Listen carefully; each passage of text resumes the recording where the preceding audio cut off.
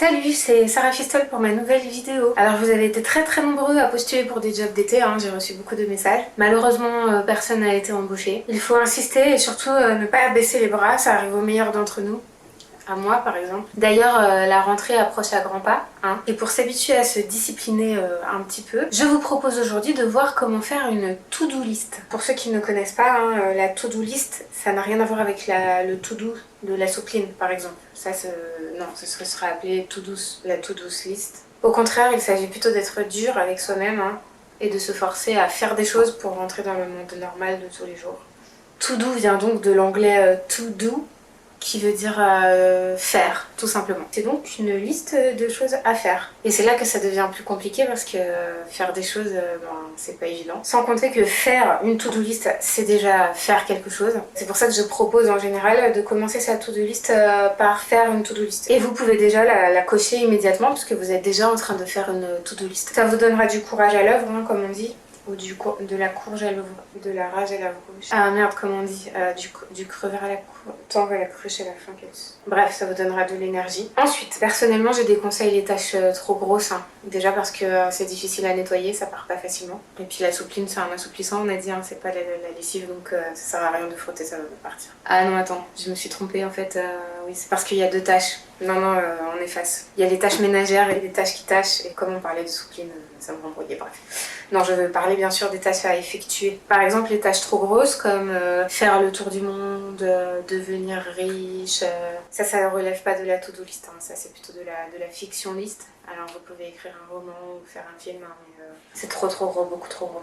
Non, la to-do list, c'est quotidien. Des choses de chez soi, de la maison, qu'on doit faire mais qu'on a la flemme, par exemple. Le plus intéressant dans la to-do list, en tout cas moi ce que je préfère, c'est cocher les cases évidemment. Donc il faut faire des belles cases, bien carrées. Attention, c'est strictement interdit de cocher quelque chose qu'on n'a pas encore fait. Alors là surtout ne faites pas ça, c'est très frustrant, on n'a pas fait la chose.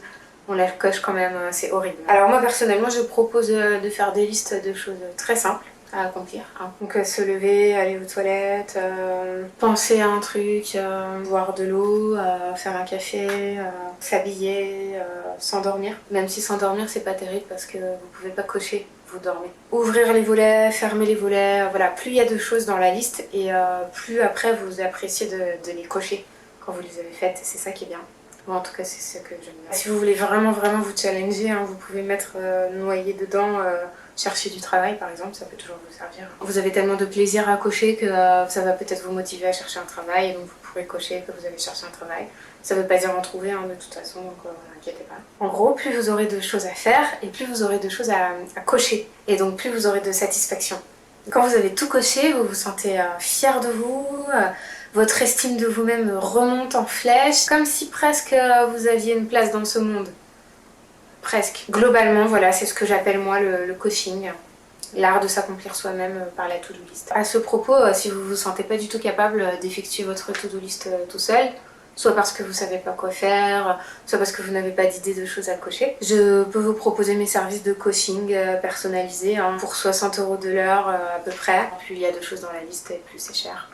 C'est normal. N'hésitez pas à me contacter en privé, je me ferai un plaisir de vous cocher. Moi ça me donnerait beaucoup de satisfaction en plus de cocher quelqu'un. Voilà, j'espère que ma vidéo vous a plu et que vous allez réussir à cocher plein de choses. N'hésitez pas à mettre des commentaires et à m'envoyer des photos de vos listes qui sont cochées. On se retrouve bientôt pour une nouvelle vidéo et en attendant je vous dis à la prochaine. Salut!